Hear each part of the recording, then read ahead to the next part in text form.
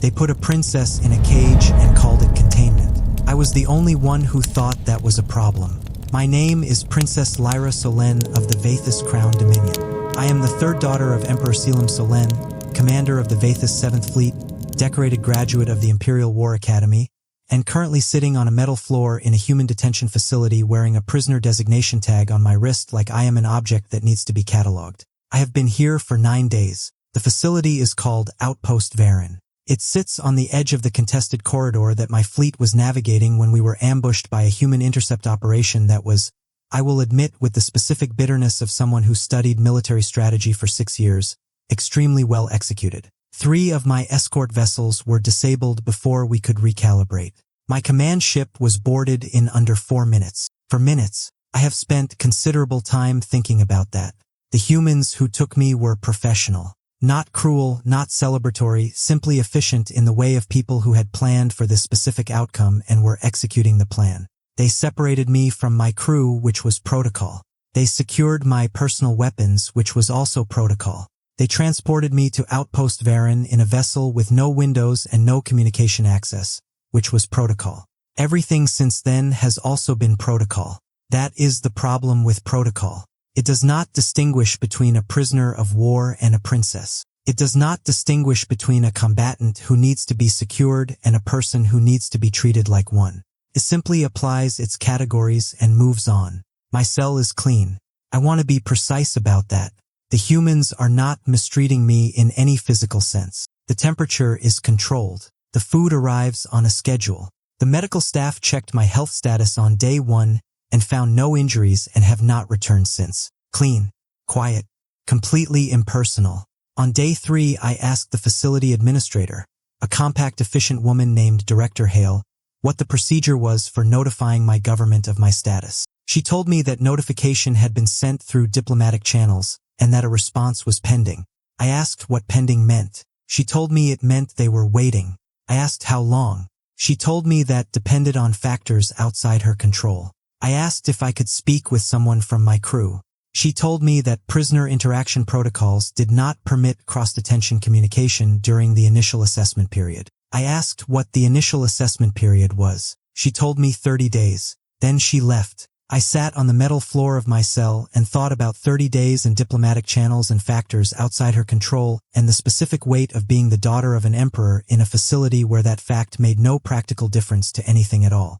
On day 4, a different guard appeared at my cell door for the morning check. Every other guard had performed the morning check the same way. Stand at the door. Confirm visual contact with the prisoner. Log the check. Leave. 30 seconds total. No eye contact beyond the visual confirmation requirement. No words beyond the log notation. This guard did all of those things and then did not leave. He stood at the door for a moment looking at the food tray that had been delivered an hour earlier and had not been touched. "You haven't eaten," he said. Not an accusation. Not a protocol notation. An observation delivered in the tone of someone who had noticed something and was mentioning it. I looked at him.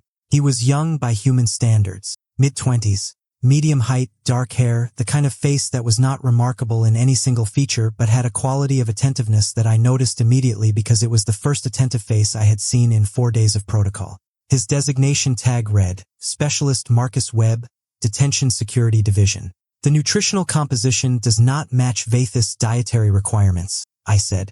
My voice came out more clipped than I intended. 9 days of no real conversation will do that. He looked at the tray, then at me. "What does it need?" I studied him for a moment. "The protein ratio is incorrect. Vaethis physiology requires a higher concentration of what your species would classify as complex aminostructures. The carbohydrate balance is also inverted relative to our metabolic requirements." He looked at the tray again. Then he picked it up. "I'll talk to the medical officer," he said. "The medical officer cleared my health status on day 1 and has not returned," I said. "I'll talk to her again," he said. He left with the tray. I sat on the floor and looked at the space where he had been standing and thought about the word again. It was such a small word, so ordinary, so completely unremarkable. I could not remember the last time someone had said it to me in this facility. He came back 2 hours later with a different tray and a data pad showing the nutritional modification requests he had submitted to the facility kitchen. The modifications were not perfect. He was working from a human database of Vaethis dietary information that was incomplete in several respects. But the protein ratio was substantially improved, and he had included 3 items that were at least adjacent to standard Vaethis nutritional requirements. He set the tray down and showed me the data pad. I couldn't get everything right. The kitchen doesn't have some of the base ingredients, but this should be better than what you had. I looked at the tray, then at the data pad, then at him. Why did you do this? I said. He looked at me with an expression I did not have an immediate category for. Not sympathy exactly. Not performance. Something more direct than either. Because you haven't eaten in 4 days, he said. And that seemed like something that should be fixed. He left. Her name was Princess Lyra Solenne, and on the morning I was assigned to her cell block I did not know that. I knew she was a high-value Vaethis detainee designation VA7, that her cell was at the end of Corridor 4, and that the morning check protocol was visual confirmation and log notation. I did the check. I logged the notation. I was about to leave. Then I saw the food tray. Untouched. For days of delivery timestamps on the log beside the door. Not a single tray marked as consumed. I am not a medical officer. I am not a diplomatic specialist or a detention administrator or anyone with a formal responsibility for anything beyond security protocol. I do a job that involves walking corridors and checking cells and logging what I find. But I also grew up with a mother who would stop everything she was doing if she noticed someone had not eaten, and some things get built into you before you are old enough to question them. I asked her about the food. She told me what was wrong with it in precise technical detail that I mostly did not follow but understood well enough to know that what we had been giving her was nutritionally inadequate for her species and that nobody had bothered to check. I talked to Dr. Reyes, the facility medical officer.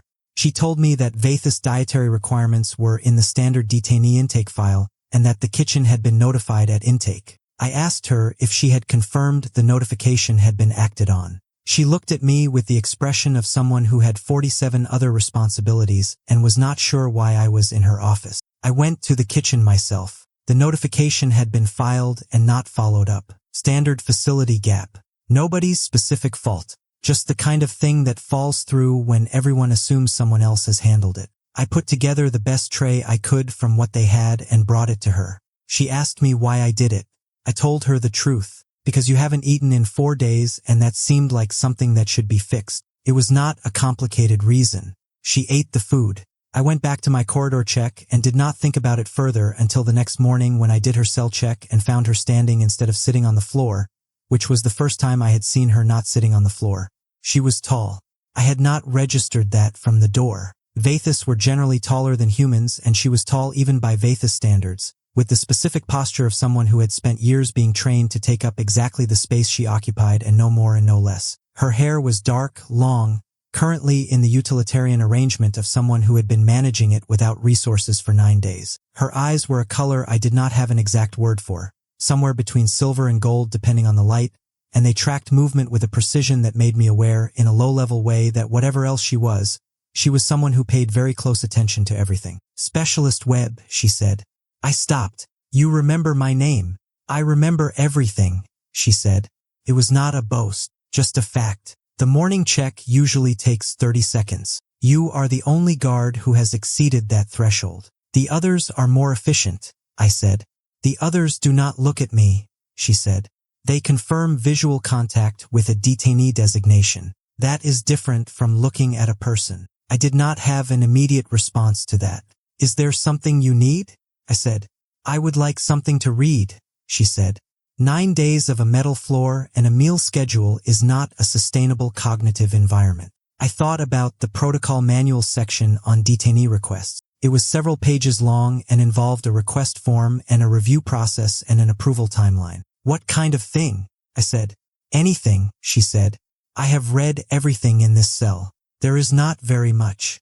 I brought her 3 data pads from the common room that evening. 2 had general reference material and 1 had a collection of human historical records that I thought might be interesting to someone who had never encountered them before. I left them at the door without logging it because logging it would have generated a review request that would have taken 2 weeks and possibly been denied. I did not examine my reasoning on that too closely. He brought me 3 data pads. I want to be clear about what that meant in the context of 9 days of protocol and 30-second checks and a facility that had successfully made me feel, for the first time in my adult life, like I was not a person but a category. He brought me 3 data pads because I said I wanted something to read, and he went and got them. No review process, no approval timeline, no consultation with Director Hale or the detention protocol manual or the factors outside her control. He just brought them. I read all 3 in the first day. The historical records were the most interesting. Humans had a complicated and violent history that they documented with a thoroughness I found simultaneously admirable and bewildering. They recorded not just what happened but why it happened and how they felt about it happening and what they wished had happened differently. The Vaethis historical archive was extensive, but it was primarily factual. Dates, outcomes, strategic assessments. It did not typically include what the commanders felt about the outcomes. Human history was full of what people felt. I found that strange, and then I found it clarifying in ways I did not immediately understand. On day 11, Marcus, I had begun thinking of him by his given name because Specialist Webb was a protocol designation and we had passed protocol several data pads ago. Appeared at my door for the morning check, and I asked him something I had been thinking about since the previous night. The historical record I read, I said. The one about the Meridian conflict. The human commander who lost the engagement wrote a personal account afterward. She described the deaths of her soldiers in terms of grief. Individual grief. She knew their names. He waited. Vaethis commanders are not trained that way, I said. We are trained to assess losses as operational variables. Acceptable, unacceptable, recoverable, unrecoverable. We are not trained to grieve them individually. I paused. Does it make humans worse commanders? The grief. He thought about it seriously. Not performing consideration. Actually thinking. I think it makes them different commanders, he said. My grandmother served in the Outer Corridor Defense Force. She said the commanders who grieved the hardest were also the ones who were most careful about when they spent lives. Because it cost them something every time. He paused. The ones who didn't feel it could be more efficient. But efficient isn't always the same as right. I sat with that. Your grandmother was a soldier, I said. And her mother before her, he said. Military service runs in my family for 4 generations. My mother was the first one who didn't serve. She became a teacher instead. He paused. She said teaching and soldiering were the same job. Both of them were about making sure the next generation had what they needed. I looked at him. You did not follow your grandmother's path, I said. I followed it partway, he said. I am still figuring out the rest. It was the most personal thing anyone had said to me since I arrived at Outpost Varen. It was possibly the most personal thing anyone had said to me in considerably longer than that. Vaethis royalty does not typically receive personal information from people who serve in security roles. It does not typically receive personal information from most people at all.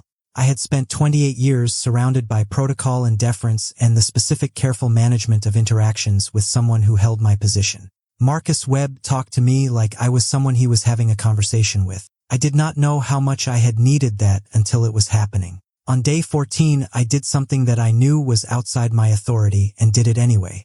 Director Hale had a meeting scheduled for 0900 that I knew from the facility calendar included the diplomatic status review for high-value detainees. I requested a 5-minute slot at the end of the meeting.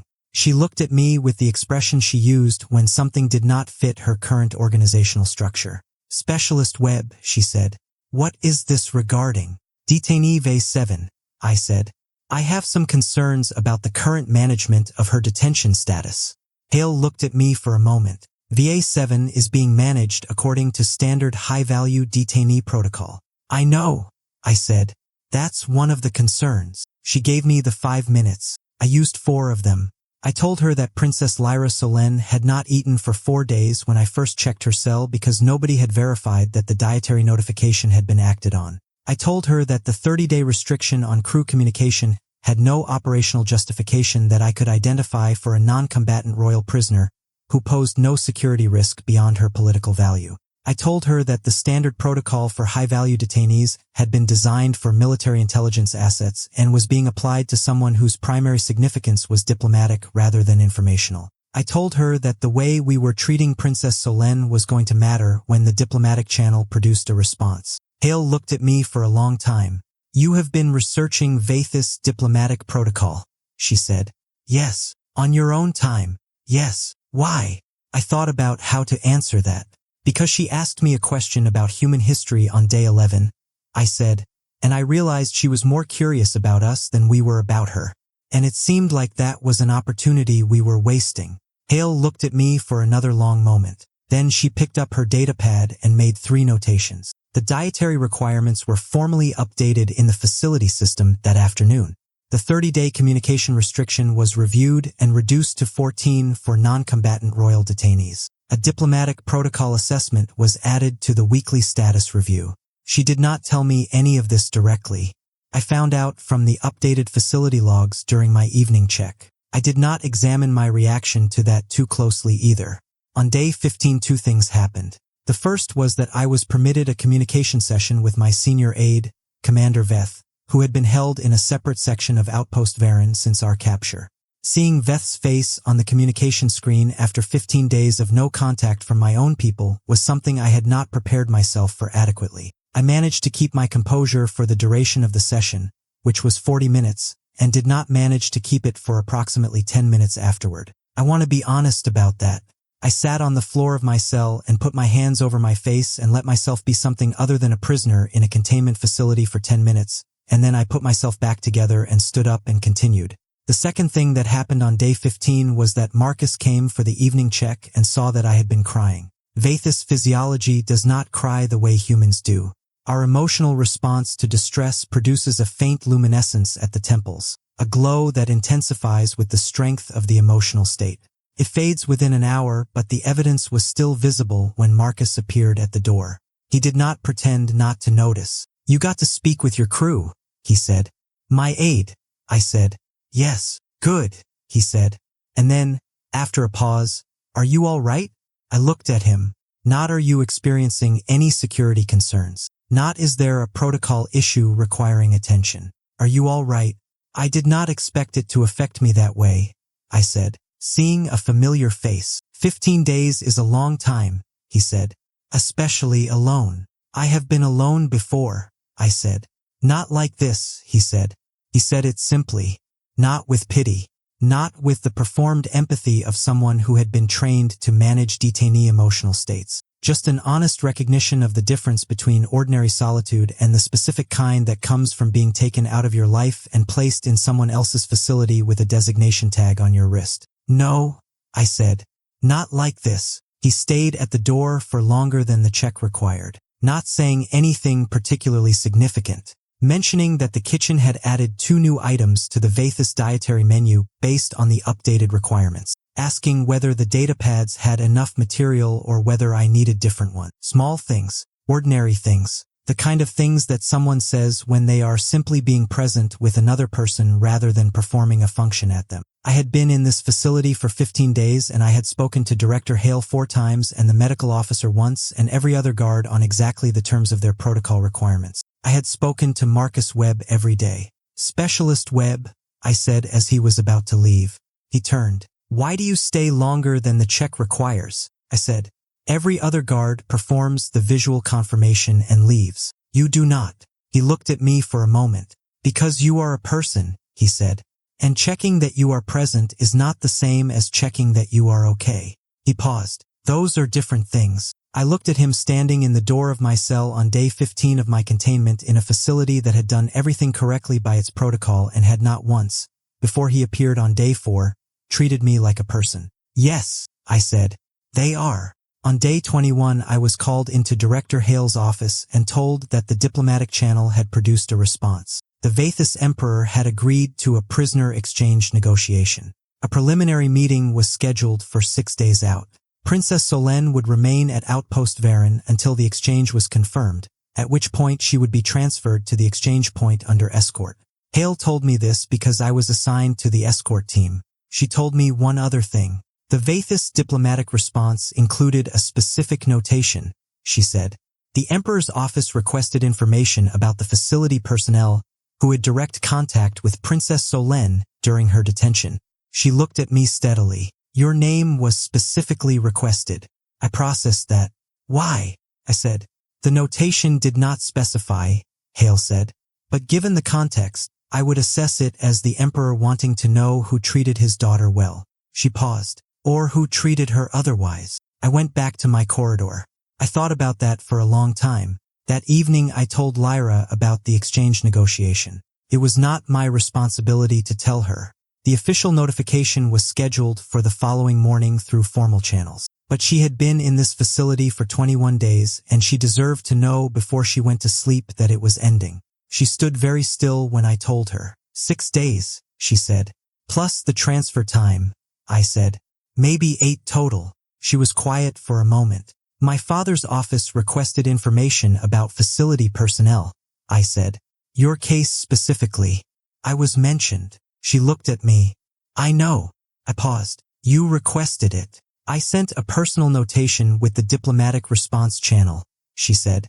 Yes. What did you say? She was quiet for a moment. Then, I said that the facility had managed my detention according to standard protocol, and that one member of the security staff had managed my detention according to something better than that. She held my gaze. I said his name should be known. I did not have an immediate response. You did not have to do that, I said. No, she said. I did not have to. She paused. You brought me food because I had not eaten. You brought me data pads because I said I wanted something to read. You stayed at my door because you understood that confirming my presence and confirming that I was all right were different things. She looked at me with those silver gold eyes that missed nothing. You did not have to do any of that either. I stood in the door of her cell on day 21 and thought about 4 generations of military service and my mother who became a teacher and something she said about both jobs being the same work. Making sure the next generation had what they needed. Maybe it was simpler than that. Maybe it was just making sure the person in front of you had what they needed. 8 days, I said. 8 days, she said. Is there anything you need before then? She looked at me for a long moment. More of the human historical records, she said. The ones with the personal accounts. The ones where people write about what they felt. I will bring them tomorrow, I said. Marcus, she said. She had not used my given name before. Protocol designation only until now. Lyra, I said. The sound of it, her actual name, not her designation, not her title, landing in the corridor of a detention facility that had spent 21 days calling her V7, seemed to do something to the air around both of us. Thank you, she said, for seeing me. Not for the food or the data pads or the longer checks or the notification delivered a night early. For all of it and underneath all of it for the reason behind all of it. For seeing her. I will see you tomorrow, I said. Yes, she said. You will. The exchange happened on day 28. The transfer point was a vessel in neutral space, smaller than I had imagined it, staffed by personnel from both sides who were managing the logistics of returning me to my government and returning 3 human diplomatic staff to theirs. My father had sent Commander Vaethis to receive me rather than coming himself, which was protocol for an exchange negotiation. The Emperor did not attend prisoner exchanges. That role fell to senior staff. I understood this. I had studied it in my 6th year at the War Academy. I had not, until I walked off the transfer vessel and saw Vaethis' face and understood that I was on the other side of 28 days of containment, fully understood how much I had been waiting for it. The exchange processing took 4 hours. During those 4 hours I sat in the debrief room and answered questions from the Vaethis diplomatic staff and signed the formal acknowledgement documents and confirmed my health status and did all the things that the return of a royal prisoner required. At the end of the 4 hours, before the final clearance that would take me back to the Vaethis fleet, I asked for 20 minutes. Vaethis looked at me. There is someone I need to speak with, I said. The human escort team was still on the transfer vessel. I walked back through the exchange corridor with Vaethis beside me, which was not protocol for a cleared prisoner, but which Vaethis permitted because 11 years of serving me had given her an accurate read of when my requests were negotiable. Marcus was near the rear of the escort team. He saw me coming and stepped out of the formation with the specific quality of someone who had been expecting this and had not been certain it would happen. We stood in the corridor of the transfer vessel. The Vaethis diplomatic staff were on one side of the exchange threshold and the human escort team was on the other, and we were standing exactly in the middle of both. You are cleared, he said. Yes, I said. How are you? It was the same question he had asked on day 15, when my temples were still glowing from crying after speaking with Vaethis. The same direct, ordinary question that had nothing to do with protocol. Better than I was, I said. Considerably. He nodded. My father's office will be in contact with Outpost Varen, I said. There is a formal commendation being filed for your service record. I wanted you to know before it arrived. He looked at me with the expression I had come to know as his specific version of receiving something he did not feel he had earned. I brought you food and data pads, he said. You treated me like a person, I said, in a facility that was doing everything correctly and doing that one thing wrong. You noticed the difference and you did something about it every day for 28 days. I held his gaze. That is not a small thing, Marcus. That is the kind of thing that determines what happens between our civilizations for the next 100 years. He was quiet. I know that sounds large, I said. It sounds true, he said. It is true, I said. The diplomatic channel that produced my exchange negotiation, the tone of that negotiation, the speed of the response, the fact that my father agreed to terms that were better for both sides than they needed to be, all of that was influenced by what I reported about my treatment at Outpost Varen. About what one guard did differently. I paused. You changed the outcome by bringing food and data pads and staying at a door longer than protocol required. He absorbed that. I was just doing what seemed right, he said. Yes, I said. That is exactly what you were doing. I paused. That is why it worked. We stood in the corridor for a moment longer. The historical records, I said. The personal accounts. I would like to continue reading them. He looked at me. I can transmit a recommended list through the diplomatic channel, he said carefully. If the diplomatic channel is going to be open. The diplomatic channel is going to be very open, I said. My father's office has already confirmed extended exchange protocols. There will be ongoing contact between our governments for the foreseeable future. Then I can transmit a list, he said. You could, I said. Or the diplomatic channel could carry other things as well. He was quiet for a moment. Other things, he said. Conversations, I said. The kind we have been having for 28 days, except without the metal floor and the designation tag. I held his gaze. I find that I have not finished asking you things, Marcus Webb, and I believe you have not finished answering them. He looked at me standing in the middle of the exchange threshold between his civilization and mine. 28 days from a cell floor and a food tray and a guard who had stayed at a door longer than protocol required. No, he said. I have not. Then we continue, I said. Yes, he said. I walked back through the threshold. On the other side, Vaethis fell into step beside me without speaking. She had the expression of someone who had observed something and was filing it carefully for future reference. The commendation is filed, she said. I know, I said. Your father will want a full debrief. I know that too. He will ask about the human guard specifically. I expect he will. Vaethis was quiet for a moment. Then, in the particular voice she used when she was saying something that was professionally outside her role and personally necessary. He saw you. I looked at her. Through 28 days in a facility that did everything right and that one thing wrong, she said. He saw the difference. Yes, I said. That is rare. I said. I know. We walked back toward the Vaethis fleet. Behind me, across the exchange threshold, in a corridor of a transfer vessel in neutral space, Marcus Webb returned to his position in the escort formation and probably logged the debrief conclusion and filed the transfer completion report and did all the things that protocol required. And probably, if I knew him at all by now, stayed a moment longer than the protocol required. Just because it was the right thing to do. Some people are built that way. I was beginning to understand that those people were the ones who changed things, not the ones with the most power or the best tactical record or the highest designation. The ones who noticed what was wrong and did something about it. Every day, without being asked. That was what I was going to tell my father. That was what I was going to tell everyone who asked about Outpost Varen and the 28 days and what had come out of them. That one human specialist named Marcus Webb had treated a Vaethis princess like a person. And that small, ordinary, completely unremarkable act had changed the relationship between two civilizations. Because that is what seeing someone actually does. It changes everything.